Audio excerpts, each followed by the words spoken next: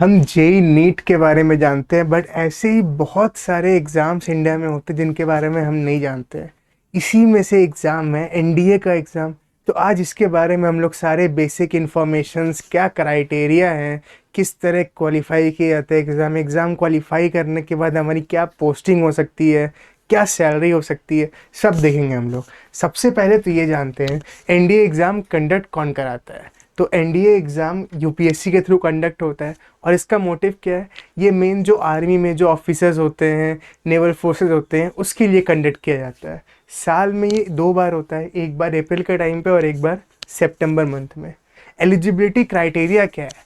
इसकी eligibility criteria है age group 16 to 19 years के मेल फीमेल दोनों ही अप्लाई कर सकते हैं। एजुकेशन क्राइटेरिया, मिनिमम 12th पास होना चाहिए, 12th ग्रेजुएट उनको होना चाहिए आर्मी में जाने के लिए। नेशनैलिटी इंडियन होनी चाहिए और साथ ही साथ मेडिकल सर्टिफिकेट भी कंपलसरी है यहाँ पे। उसके बाद एग्ज़ाम का पैटर्न क्या होता है, क्या पैटर्न है एग्ज़ाम का? तो यहाँ पे एग्ज़ाम रिटर्न पेपर और इंटरव्यू दो टाइप में होते हैं। सबसे पहले रिटर्न पेपर, दो पेपर्स होते हैं यहाँ पे, एक पेपर 1 और एक paper 2।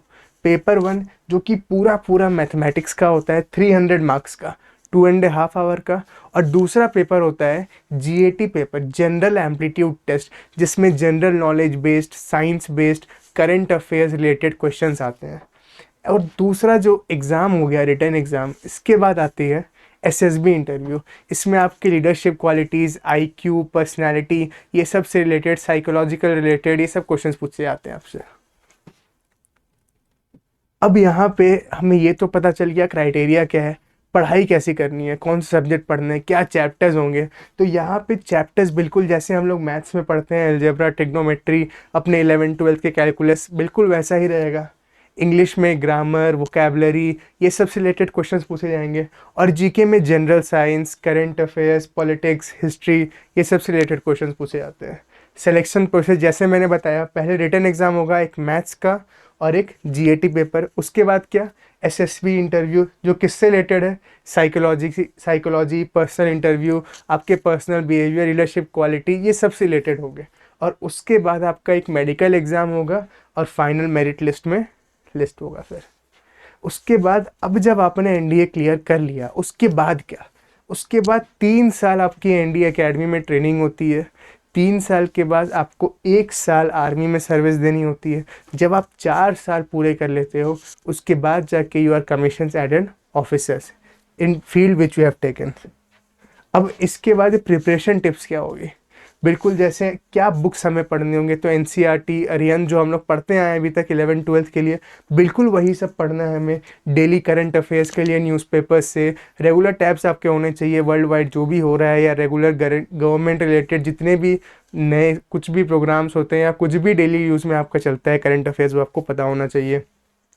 Previous years papers, mock papers, वो सब आपको सॉल्व किए हुए होने चाहिए आपके। और मेन यहाँ पे जो इंटरव्यू होता है उसमें लीडरशिप क्वालिटीज़, कम्युनिकेशन स्किल्स, ये सब भी बहुत देखा जाता है। तो इस पे भी, फिटनेस पे भी आपका बहुत ध्यान होना चाहिए, क्योंकि यहाँ पे बहुत जन होते हैं जो एग्ज़ाम तो क्लियर कर लेते हैं बट फिटनेस में लास्ट में उनका क्लियर नहीं हो पाता है। तो कितने सीट्स अवेलेबल है, कितने सीट्स होते हैं? तो यहाँ पे जो सीट्स है वो टोटल 370 से 420 सीट्स टोटल सीट्स है आपके यहाँ पे। और किस तरह डिवाइड है?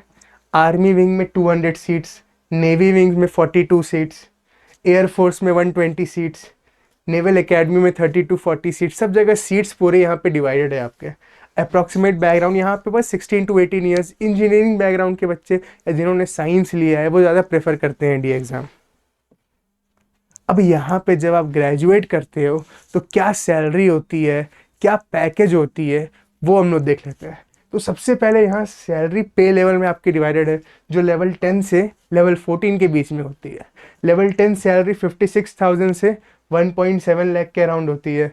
लेवल 10 बी सैलरी 61,000 से 1.93 लाख के अराउंड होती है। इसी तरह लेवल 12 भी है, लेवल 13, और फाइनल जो मैक्सिमम जाती है वो लेवल 14 जानती है, वो कितनी होती है?